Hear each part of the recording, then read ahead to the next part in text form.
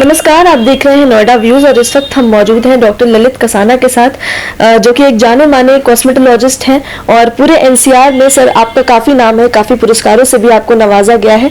और आज हम इस बात पर चर्चा करेंगे जो यूथ में आजकल प्रॉब्लम्स आ रही हैं स्किन केयर को लेकर, और जिस तरह से पोल्यूशन बढ़ता जा रहा है और जो यूथ है स्किन की प्रॉब्लम काफ़ी ज़्यादा आ रही है। तो आप क्या कहना चाहेंगे, उसमें कुछ सजेशन देना चाहेंगे कि किस तरह से वो इस प्रॉब्लम से जो है वो पा सके? जी मैम, सबसे पहले हमें ये सोचना पड़ेगा कि जब हम बात करते हैं यूथ की, अब यूथ यानी कि हमारी जो युवा पीढ़ी है ना, वो सारा का सारा एक उसके अंदर एक अलग तरह का एंथुजियाज्म है। वो स्पोर्ट खेलते हैं, वो डेली अपना बाहर रहते हैं, है ना, काम से अपने, चाहे कॉलेज से जा रहे हैं, चाहे अब यूथ में हम लेंगे कि भी अपना जो लगभग हमारे 35 से बिलो जितने भी लोग हैं, है ना, जो प्रॉपर अपना वर्क कर रहे हैं, तो उनके लिए क्या है कि उनकी लाइफ जो है ना बहुत ज्यादा एक हैक्टिक स्केड्यूल होता है। मतलब वो फेज होती है कि जब हम अपना प्रॉपर स्किन पे तो ध्यान दे ही रहे होते हैं, लेकिन उसके साथ साथ हमारा कैरियर, हमारी सारी चीजें साथ के साथ चलती हैं, तो उसमें उनकी कहीं ना कहीं स्किन केयर जो है वो लैक हो जाता है। वो प्रॉपर जो है अपनी वो केयर को नहीं कर पाते हैं। तो उसमें बहुत सारी छोटी छोटी ऐसी टिप्स हैं, छोटी छोटी ऐसी चीजें हैं जिनको अपने नॉर्मल लाइफस्टाइल में लाके, नॉर्मल लाइफस्टाइल करके हम उसको पूरी तरह से जो है अपना उसके बेनिफिट्स भी ले सकते हैं। और ऐसा नहीं कि भाई एक नॉर्मली हमें कुछ बहुत ज्यादा बड़ी चीजें करनी पड़ेंगी, छोटी छोटी चीजें करके हम अपनी स्किन को बेहतर बना सकते हैं। और अगर हम एक रेशो देखते हैं तो यूथ में ही सबसे ज्यादा स्किन की प्रॉब्लम्स भी होती हैं, क्योंकि जब एक एडोलसेंस एज होती है, जब एज हमारी जो है बढ़ रही होती है, सेक्सुअल कैरेक्टर्स डेवलप हो रहे होते हैं, तो उस टाइम पे क्या हार्मोनल चेंजेस होते हैं।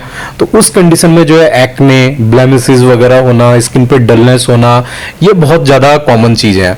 तो यूथ अगर अपनी स्किन का प्रॉपर ध्यान रखता है, यूथ में मैं अगेन दोबारा बता रहा हूं कि अगर हम अपना जो ये लगभग 16 से लेकर और 20-25 साल या फिर 30 साल तक की एज तक अगर हम अपनी स्किन की केयर प्रॉपर कर लेते हैं, तो आने वाला जो टाइम है 35 के बाद वाला जो टाइम है वो बहुत ईजी हो जाता है। उसमें फिर आपको बहुत ज्यादा कोई केयर करने की जरूरत नहीं है, फिर आपको कोई बहुत ज्यादा बड़े रिंकल्स के लिए ट्रीटमेंट लेने की जरूरत नहीं है, क्योंकि आप अपनी स्किन को एक हैबिट की तरह मेंटेन करते हैं। जी सर, जैसे स्कूल लाइफ, कॉलेज लाइफ काफी बिजी स्केड्यूल होता है सभी का और टाइम नहीं मिल पाता है स्किन केयर करने के लिए, तो एक अंडर कॉन्फिडेंट जैसे फील करने लगते हैं बच्चे कि हम अच्छे नहीं लग रहे हैं, हमारा फेस डल लग रहा है। तो जैसे कुछ टिप्स अगर आप देना चाहें उन्हें कि अपने बिजी स्केड्यूल में से कुछ समय निकाल कर अपनी स्किन केयर कर सके। देखिए, मैं अपने हर पेशेंट को एक सलाह सबसे पहले देता हूं कि अगर आप अच्छी स्किन पाना चाहते हैं तो उसकी शुरुआत होती है आपकी अच्छी डाइट से, उसकी शुरुआत होती है एक अच्छी दिनचर्या से। ऐसा नहीं है कि आप अगर एक बहुत अच्छी स्किन चाहते हैं तो आपको बहुत अच्छे स्किन प्रोडक्ट ही यूज करने की जरूरत है। मेरी खुद की अपनी कंपनी है डॉक्टर्स इन्वेंशन, लेकिन कभी भी मैं जब अपना प्रमोशंस करता हूं तो मैं कभी भी ये नहीं कहता हूं कि भैया आप जरूरी करो कि भैया अच्छे अच्छे प्रोडक्ट लगाओ, या कोई मैं अपने कभी प्रोडक्ट को प्रमोट नहीं करता बहुत ज्यादा कि भैया ये यूज करो। मैं हमेशा प्रमोट करता हूं कि आप अच्छी डाइट लो, आप योगा करो। अगर आप स्टूडेंट हैं, अगर आप प्रॉपर जो है किसी भी, चाहे आप फील्ड से हैं, चाहे आप स्टडी कर रहे हैं, चाहे जॉब भी कर रहे हैं, कुछ भी कर रहे हैं, तो अपना एक स्केड्यूल बनाओ। सुबह सुबह उठो, सुबह उठने के बाद एक कम से कम भी 1 लीटर पानी आप डेली पियो। अब 1 लीटर पानी ऐसी चीज है कि आप पहले दिन में नहीं पी सकते हो कि आप पहले दिन आए तो आप आके ही पहले दिन ही 1 लीटर पानी पी लो। आप 1 गिलास से स्टार्ट करो, 1 गिलास से 1.5 गिलास करो, उसको 2 गिलास करो। तो जब आप सुबह सुबह पानी पीते हैं वो आपकी बहुत सारी चीजों पे इफेक्ट देगा। वो आपके डाइजेशन को प्रॉपर करता है, आपकी स्किन को प्रॉपर ग्लो करेगा। उसके अलावा बात आती है हमारी डाइट की। अब डाइट में क्या है कि अच्छी डाइट बहुत ज्यादा इंपॉर्टेंट रोल एक्ट करती है। उसमें आप वेजिटेबल्स ले सकते हैं, फ्रूट जूस ले सकते हैं, है ना। अगर आप जैसे बहुत ज्यादा, जिन लोगों का बिजी स्केड्यूल है, बीच में टाइम नहीं मिलता, क्योंकि लोगों की शिकायत होती है कि डॉक्टर हमारा तो इतना बिजी टाइम है कि बीच में कुछ खाने के लिए टाइम नहीं मिलता है। उनके लिए कि अपने ड्राई फ्रूट्स वगैरह रखो पास में, जो है ना, कि एक छोटी छोटा मील टाइप का कुछ अपना बीच में लेते रहें, कि उसके लिए आपको कोई प्रिपरेशन भी नहीं करनी पड़ रही हो, साथ के साथ क्विक आपका जो है एक खाने की आपकी जो नरिशमेंट है वो प्रॉपर मिल गया, तो वो बहुत ज्यादा जरूरी है। तो डाइट सबसे पहले, उसके अलावा जो है नॉर्मली फेस को क्लीन करना बहुत ज्यादा जरूरी है। सबसे ज्यादा जो जरूरी मैं चीज देखता हूं वो है प्रॉपर गाइडेंस, प्रॉपर आपकी एक नॉलेज होना कि क्या आपको यूज करना है और क्या यूज नहीं करना है। क्योंकि ये एक ऐसी एज है कि जब भी आपको थोड़ा सा कुछ हुआ ना, आपको चाहे फेस पे पिंपल आया, आपको हल्का सा पिगमेंट दिखा, आपके आसपास आपको बहुत सारे ऐसे लोग मिलेंगे कि भैया ये यूज कर लो, ये यूज कर लो। और मैं आपको बताऊं कि आज के टाइम पे 90% प्रॉब्लम्स जो हैं वो सिर्फ गलत चीजों को, गलत ट्रीटमेंट, गलत कॉस्मेटिक प्रोडक्ट, गलत आपके जो है नॉर्मली जो केमिकल्स फेस पे यूज कर लेते हैं, उनके कारण ही होती हैं। तो सबसे पहले ये जानना बहुत जरूरी है क्या यूज करें, क्या यूज ना करें। दूसरा, होम रेमेडीज की जब हम बात करते हैं, ठीक है, होम रेमेडीज इफेक्ट देती हैं, अच्छा इफेक्ट देती हैं, लेकिन होम रेमेडीज कई बार साइड इफेक्ट्स भी बहुत देती हैं। जैसे किसी की स्किन ड्राई है, बहुत सारे पेशेंट आते हैं कि डॉक्टर किसी ने बताया कि लेमन यूज कर लो, मैंने तो फेस पे लेमन यूज कर लिया, पता लगा गोरा कप करने के चक्कर में पूरा फेस बर्न कर लिया। किसी को मोल है, बहुत पेशेंट मेरे पास मोल के ऐसे आते हैं कि किसी को मोल है, मोल हटाने के चक्कर में उसमें गार्लिक लगा लिया या फिर तेजाब लगा लिया, उसके चक्कर में क्या हुआ कि वो पूरा का पूरा जो है इतने से मोल को हटाने के चक्कर में गड्ढा बन गया, जो लाइफ लॉन्ग कुछ भी कर लो नहीं जाएगा। तो ये बहुत ज्यादा जरूरी है कि क्या यूज करें, क्या यूज ना करें। तो ये बहुत ज्यादा जानकारी रहनी जरूरी है। उसमें भी बेसिक चीजें हैं, बेसिक चीजें अपना जो है नॉर्मली जैसे फेस वॉश है, अच्छा सल्फेट पैराबिन फ्री का कोई फेस वॉश यूज करो आप, अच्छा सा एक सीरम यूज करो नाइट के लिए, अच्छी सी एक डे क्रीम यूज करो। तो 3 चीजें भी अगर हम यूज करते हैं तो वो 3 चीजों से भी वो बहुत अच्छे से रिकवर हमारी स्किन जो है हो जाती है। डॉक्टर, एक और सवाल जो बार बार आ रहा है हेयर फॉल का। तो कुछ लोगों का मानना है कि सीजनल है, मॉनसून सीजन में हेयर फॉल हो गया, अभी मेरा पर्सनल एक्सपीरियंस है कि विंटर सीजन चल रहा था, हेयर फॉल हो गया। तो अब ये काफी लोग गूगल करते हैं कि मॉनसूनल है या फिर हेयर फॉल क्यों हो रहा है, तो क्यों ये ऐसे प्रॉब्लम क्यों आ रही है? मैं अपनी प्रैक्टिस में जो मैंने देखा है, जो मेरा पर्सनल अपना व्यू है, हेयर फॉलिंग कोई प्रॉब्लम है ही नहीं। आपको हेयर्स क्या है कि हेयर्स आपके नॉर्मल हैं, हेयर आपका जो है आते हैं, गिरते हैं, जाते हैं, वो आते रहते हैं। प्रॉब्लम है बाल्डनेस आपका। चाहे मैं कहता हूं कि आपके 200 हेयर भी आपके डेली गिर रहे हैं, लेकिन अगर वो रीग्रोथ हो रहे हैं तो वो कोई प्रॉब्लम नहीं है, क्योंकि वो आपके आने वाले 1-1.5 महीने में फिर रिकवर हो जाएंगे। और ये प्रॉपर हेयर की 3 फेज होती हैं, है ना। एक फेज है कि जब हेयर ग्रो करते हैं, दूसरा फेज है कि जब हेयर वही हेयर जो है आपके स्टेबल रहते हैं, तीसरी फेज में हेयर गिर के नए हेयर निकलते हैं। तो ऑन एवरेज अगर हम अपने मेडिकल टर्म के हिसाब से देखें तो अगर नॉर्मली आपके 100 हेयर भी डेली गिर रहे हैं तो बिल्कुल नॉर्मल है, आपको कोई वरी करने की जरूरत ही नहीं है, आपको टेंशन लेने की जरूरत नहीं है कि आपने देखा कि भैया बाल हाथ में आ रहे हैं तो आप सोचना शुरू कर दो, रात को सपने में भी वही आ रहे हैं कि मैं तो गंजा हो गया। आते हैं पेशेंट ऐसे, बहुत बोलते हैं कि मुझे कुछ सपने आ रहे हैं, मैं तो गंजा हो गया, डॉक्टर बचा लो कैसे भी जो है मुझे। तो वो करने की जरूरत नहीं है। लेकिन अगर आपको देखना है कि अगर आपका पैटर्न उस तरह का है कि भैया फादर के भी घर में और किसी के भी अगर फैमिली बैकग्राउंड ऐसा है कि भैया आपके बाल जा रहे हैं और आपके बाल नहीं गए हैं अब तक, 20 तक भी नहीं गए हैं, तो आपको केयरफुल रहना पड़ेगा, क्योंकि हेरिडिटी अगर आपको है तो वो जाएंगे, बट आप उसको थोड़े लंबे टाइम तक रोक सकते हैं। दूसरा, जैसा भी हम बात कर रहे हैं यूथ की, हेयर फॉलिंग की समस्या स्टार्ट होती है यूथ से ही, क्योंकि अगर आप हॉस्टलर हैं, सब कुछ 4-5 साल के लिए घर से बाहर रह रहे हैं, तो हमको जो प्रॉपर नरिशमेंट है हमारी डाइट में, वो डाइट में नरिशमेंट नहीं मिल पाता है। और उस चीज के इफेक्ट दिखेंगे आपको जब आप अपना पास आउट होकर जाएंगे बाद में, और स्ट्रेस आएगा बहुत ज्यादा, क्योंकि हेयर फॉलिंग होने के 3-4 जो रीजन है वो मेन है। एक मैंने हेरिडिटी बताई दी आपको, हेरिडिटी के अलावा दूसरा होता है हमारी डाइट, कि अगर हमारी डाइट बहुत ज्यादा अच्छी नहीं है, हम खाना पीना अपना जो है वो बहुत ज्यादा अच्छे से हम नहीं कर पा रहे हैं, तो उसके इफेक्ट दिखते हैं, तुरंत नहीं दिखते हैं लेकिन बाद में दिखते हैं। तीसरा होता है किसी को हार्मोनल कोई प्रॉब्लम हो गई है बहुत ज्यादा, या फिर हमने बहुत ज्यादा कोई मेडिसिन वगैरह कंज्यूम कर लिया है, कोई बीमारी ऐसी होगी जिससे बॉडी में इन्फ्लेमेशन हो गई है, लेकिन इन सब का ट्रीटमेंट हम मेडिसिन लेके जो है कर सकते हैं। जब मैं बात कर रहा हूँ मेडिसिन की, मेडिसिन में भी हमें क्या ध्यान रखना है कि हमें बिल्कुल नेचुरल मेडिसिन रखनी है। हमें बहुत ज्यादा स्टेरॉइड्स, जैसे कि नॉर्मली क्या है कि लोग मिनॉक्सिडिल बहुत ज्यादा यूज करते हैं, फिनेस्टाइड वगैरह यूज करने लगेंगे टैबलेट, तो वो टैबलेट यूज ना करके नेचुरल तरफ हम अपन जाएं तो बहुत अच्छे इफेक्ट मिलते हैं। प्लस उसमें हम डाइट्स वगैरह अपनी प्रॉपर रखते हैं, तो डाइट वगैरह रख के भी हम अच्छे कर सकते हैं। अब हेयर में ये भी हमें जानकारी रखनी बहुत ज्यादा ध्यान में जरूरी है कि जब हम हेयर का ट्रीटमेंट लेने आते हैं तो वो डिपेंड करता है कि हमारे अभी एग्जिस्टिंग हेयर कितने बचे हुए हैं, क्योंकि हेयर रीग्रोथ बहुत हार्ड टास्क है। हेयर रीग्रोथ ऐसी है कि अगर आपकी रूट वो पूरी तरह से जड़ से ही खत्म हो चुकी है तो वो वापस नहीं आती है। अब इस बात से आपको क्या समझने को मिलेगा कि अगर रूट वापस नहीं आएगी तो बेहतर है कि पहले जब बाल झड़ने स्टार्ट हुए हैं तभी हम उसकी प्रिकॉशन ले लें, तभी हम उसको प्रॉपर जो है उसकी एक अपना एक केयर ले लेंगे, तो वो बाल जो है वहीं के वहीं रुक जाते हैं। डॉक्टर, काफी लोग कहते हैं कि ऑयलिंग करनी चाहिए रोज बालों में, लेकिन रोज ऑयलिंग करना प्रॉपर नहीं है। अगर डैंड्रफ है तो ऑयलिंग करो तो सही हो जाएगा, नींबू लगा लो, ये चीजें जो है ये काफी ज्यादा उसमें है, प्रचलित है इन चीजों। तो आपका क्या कहना है? ठीक है, देखो ऑयलिंग करने से ना तो हेयर फॉलिंग आपकी कंट्रोल हो सकती है, ना ही ऑयलिंग करने से आपकी हेयर ग्रोथ बढ़ सकती है, ना ही डेली ऑयलिंग करने से आपकी डैंड्रफ जा सकती है। बट ऑयलिंग करने से हमारी जो है नरिशमेंट सिर्फ हमें मिलती है ना। जो अच्छे नेचुरल ऑयल होते हैं वो क्या करेंगे, हमारी डैंड्रफ जो है उसको अपना थोड़ा सा जो है, जब आप करते हैं, देखा होगा आपने कि आप मसाज कर रहे हैं तो ब्लड सर्कुलेशन थोड़ा सा इंक्रीज होगा, डैंड्रफ जो ड्राई है वो थोड़ा सा अपना जो एक मॉइस्ट हो जाता है, तो जब हम फिर उसके बाद एंटी डैंड्रफ शैम्पू यूज करते हैं तो अच्छे से बस वो निकल जाता है। तो वो अगर ड्राइनेस को खत्म करने के लिए ऑयलिंग एक चीज है, लेकिन जो ऑयल पर्टिकुलर ऑयल है उस ऑयल का नरिशमेंट आपको बस थोड़ा सा मिल जाता है, लेकिन वो नरिशमेंट उतना सफिशिएंट नहीं होता कि वो आपकी हेयर फॉलिंग को कंट्रोल कर देगा। उल्टा जिन लोगों का बाहर का काम होता है उनको क्या है कि उनको बार बार ऑयलिंग करने से ना डस्ट वगैरह लगती है, बाल और ज्यादा गंदे होते हैं। इसलिए मैं जो एडवाइस करता हूँ सीरम्स लगाने के लिए कि आप ऐसे नॉन स्टिकी सीरम्स यूज करो रूट्स में।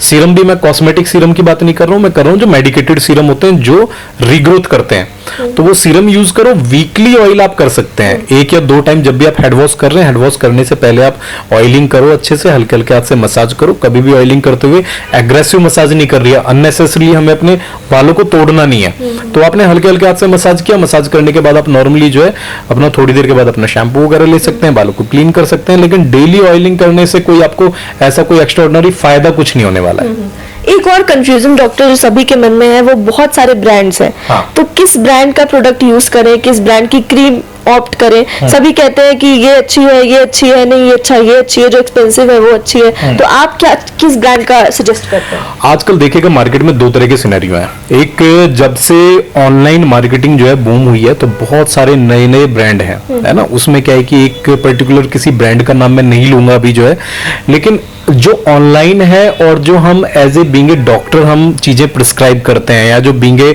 डॉक्टर हमारे जो ब्रांड्स हैं वो बिल्कुल डिफरेंट है ना। उसमें मैं सीधा सीधा शब्द यूज करता हूँ, उसमें सिर्फ उतना अंतर है जितना जमीन और आसमान में अंतर है।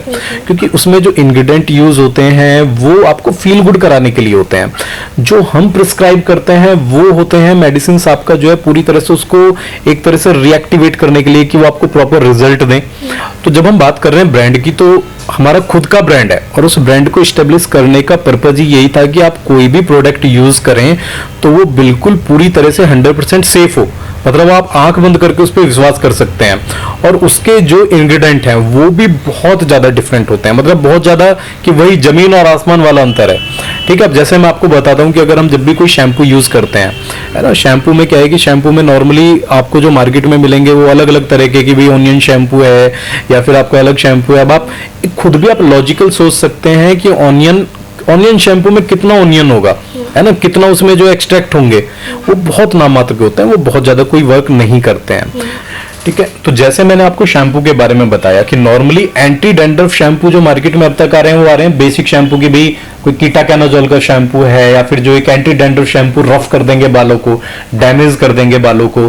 क्योंकि अगर जैसे मैंने कीटाकानाजोल का नाम लिया है, आपने आज तक जितने शैम्पू यूज किए होंगे वो कीटाकानाजोल के यूज किए होंगे। एक वही मार्केट पिछले 20-30 सालों से चलती आ रही है। अभी क्या है, अभी हमने ऐसा शैम्पू जो है ये डेवलप किया है जो पहली बात पूरी तरह से एंटी डैंड्रफ शैम्पू है, लेकिन ये ऑर्गेनिक है। इसमें क्या है, ये आपका SLS फ्री है, SLES फ्री है, सल्फेट फ्री है, पैराबिन फ्री है, और अगेन पूरी तरह से ऑर्गेनिक। पहला ऐसा शैम्पू जो ऑर्गेनिक है और एंटी डैंड्रफ है, यानी कि आप शैम्पू को डेली भी यूज कर सकते हैं, कभी भी यूज कर सकते हैं। ये भी एक बहुत ही कंट्रोवर्शियल क्वेश्चन होता है कि भाई शैम्पू कितने टाइम करें।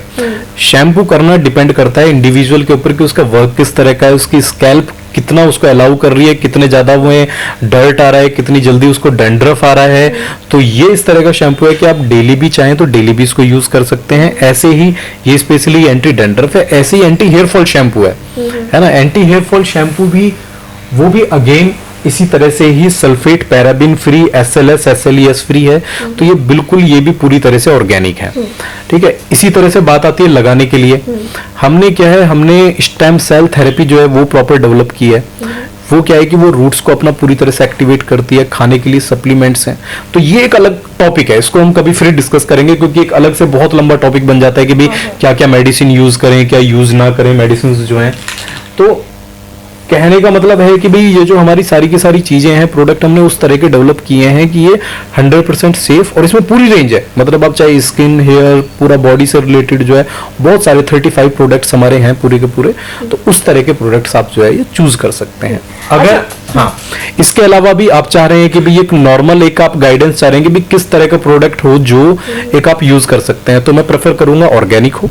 दूसरा, उसके साथ साथ उसमें जो है सल्फेट या पैराबिन उस तरह के जो है चीजें उसमें ना हो, तो वो आप कोई भी शैम्पू यूज कर सकते हैं, वो आपकी स्किन के लिए सेफ है। बट अगर आप कोई सल्फेट पैराबिन वाला शैम्पू लॉन्ग टर्म यूज कर रहे हैं तो उससे धीरे धीरे आपको डैंड्रफ भी कॉज होगी, वो डैमेज भी करेगा हेयर को जो है, तो वो बहुत ज्यादा जरूरी है। सवाल ये है कि आप अपनी ग्लोइंग स्किन का राज और अपने इन चमकते बालों का राज हम सभी के साथ शेयर करें। मैम देखिएगा, ये आपने बहुत अच्छा क्वेश्चन पूछा है, क्योंकि मेरे पास आने वाले अधिकतर पेशेंट का यही क्वेश्चन होता है, तो उनको मैं सीधे सीधे शब्दों में एक ही बात बताता हूँ, और जो मैं बिल्कुल अपना प्राउडली कहता हूँ कि मैं अपनी स्किन पे बहुत ज्यादा चीजें यूज नहीं करता हूँ।